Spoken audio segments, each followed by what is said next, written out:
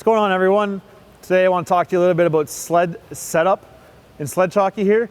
It's really hard for some players to figure out where to begin trying to dial in their sled to both avoid pain in their legs or in their body, and also what's the most efficient for you to become a better player at pushing yourself around. So we're not going to be able to get too detailed today, but I want to just start by showing you some fundamentals that you can start to think about. Here we have a Rev Force 1 sled, a real entry-level sled. And what's key about this is that the blade is adjustable along the tubes and both the length of the sled as well. So the main thing you're going to want to try and figure out first is both the balance point and the length. You'd probably start with the length. Just try and, depending on whether you have one or two legs or no legs. All right, so the first thing you see, it's actually a really good point to make, is that my knees are way too high up into my chest. And so I need to lengthen my sled. In this case, all I want to do is I'm going to take out the cotter pins. Right, slide the sled out roughly. I want to get to a point not where that my legs are completely straight, because both that's not necessary, it might also not be comfortable, but that they're slightly bent so it's comfortable on my hamstrings. You know, in sledge hockey, one of the things you'll find is that your hamstrings become stretched a lot because you're not so used to leaning forward, especially if you are someone that sits in a wheelchair all the time. So I find just having your knees in a comfortable bent position is great to begin. A shorter sled will also make it easier for you to turn, but like I said, you don't want to be with your knees up in your chest. So the second thing you want to start thinking about is where is your blade position in relation to your core, your hips, and your body, because you want the front of your sled to basically hover above the ice. And if you're playing with your blades too far back, that means that it won't be balanced or centered properly. So the front of your sled is going to drag on the ice. Your blades being too far back is going to make it too hard to turn. You're going to feel like you're in a Winnebago out there, like a long car or something like that. And so you want to shorten it, making it a better pivot point, easier to turn and lighter on your front end. So I'm going to hop out and check out my blade position. So given that I have both my legs and I'm a tall guy, I know that I need to move my blades as far forward as possible to bring that balance point up. When I look at the bottom of the sled, I find that I actually don't have that much room already. I've only got almost maybe 1 inch here to move forward, but I want to take advantage as much as I can. So with this sled, I'm just going to want to remove the quick release and just slide it as far forward as I can. Like I said, you might begin back here.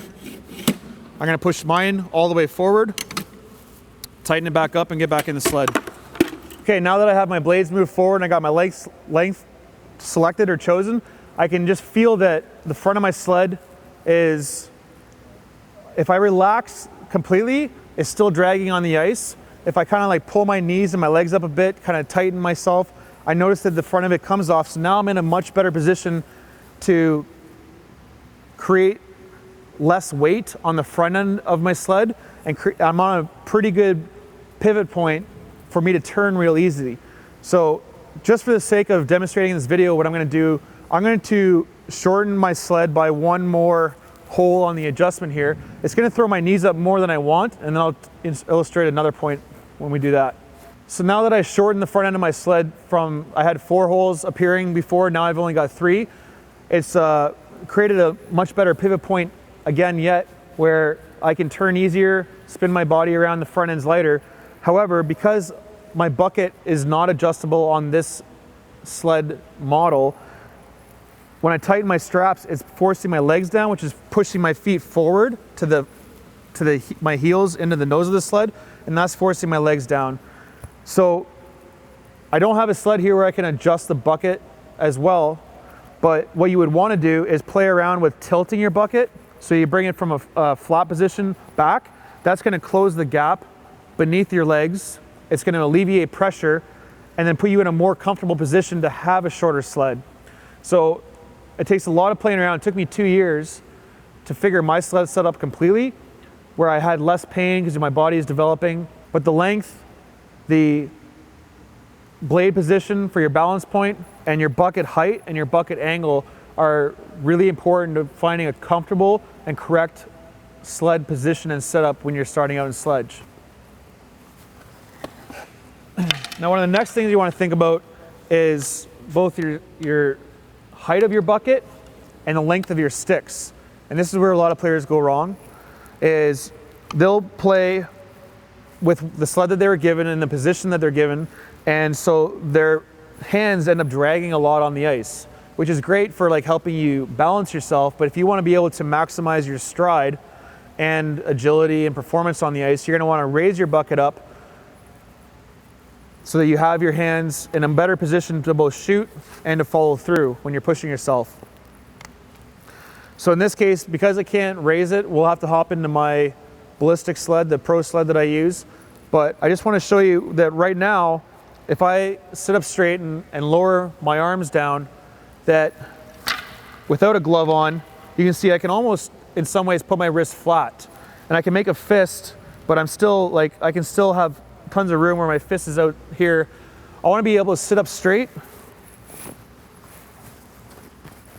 I want to sit up comfortably straight with my glove on, and I want my knuckles to be just barely dragging above the ice. Because that's going to allow me, when I push through in my stride, that I'm not hitting the ice hard with my fist, that I'm just glazing so I can follow through really well. And also when I'm shooting, that I want my blade to be out flat on the ice, but I don't want my knuckles dragging so much that I'm just resting on the heel of my blade. I want it to sit flat, so if I'm up higher, I can have a better chance to get my stick out and follow through with my shot.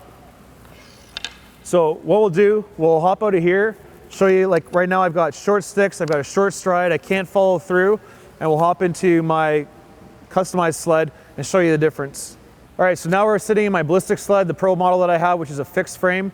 It's taken me years to get to this point, but what I have is the proper length where my knees are slightly bent. You notice that my bucket is on a slight incline as well, and my height is in a comfortable position where my knuckles are just barely glazing the ice.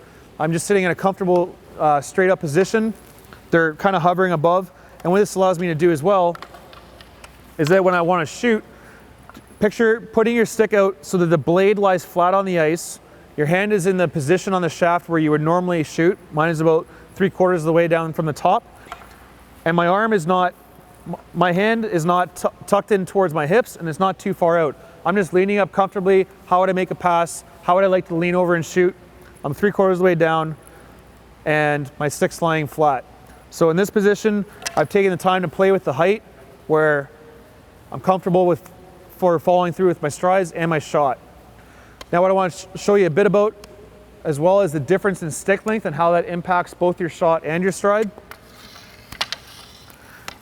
Many players I find, more than playing with sticks that are too short, they're playing with sticks that are too long. And when you have sticks that are too long, I don't have a pair that is too long with me today, but it's not allowing you to get a full stride through. You're finishing your stride early instead of finishing your stride when your arms are through your hips and behind you. And then in the case with these set of sticks that I have, these ones are too short. These are great for, you know, a quick acceleration, and I can get going, but I'm ending my stride early. So I'm pushing, but I'm ending it here where I could be ending it back here if I had more stick to push through with. So it's great for acceleration, but I don't really have a top speed here. And then when it comes down to shooting with shorter sticks, is that, you know, I want to get the stick out where it's lying flat, but where I would normally grab like comfortable with my hand position here compared to where the stick is lying flat, I'm pretty much grabbing down towards the blades. That's the right spot for me, right? Grabbing down here versus grabbing down where it's 3/4. So that's what the short sticks will do. I've got the proper length for my height and everything.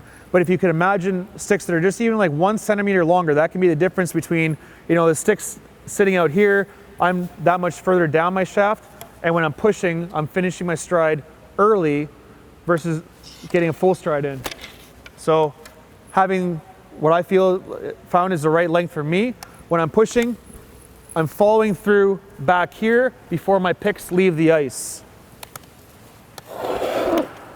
If I want, I can choke up, do my shorter strides, but when I begin, I got my hands on my top of my sticks on a 45, and when I pull and push through, my arms are extended straight behind me, not at my hips, they're not ending early. I got a full stride, and my stick's in a comfortable position where if I want to shoot, I got the blade lying flat on the ice. So I know it takes a lot of time. I tried to not make this video too technical, but like it can go pretty far depending on your disability and, like I said, how this sled's set up. But what you want to do is take the time to find the proper length, the proper height, the proper angle for your bucket, and then the proper position for your blades to balance yourself properly, to provide yourself with the best position for your stride and pivot point so you can become easier in turning and maneuvering your sled, and that'll just in turn help advance your skill as a sledge hockey player. Hey everyone, thanks so much for tuning in. It means the world to me if you could leave a comment below. Please tell me what we could do differently, any ideas for a future video. We're putting out content every single week here to educate people and let people know more about how to play the sport of sledge hockey. So please hit subscribe here on YouTube, and if you would like to learn more, visit playsledgehockey.com.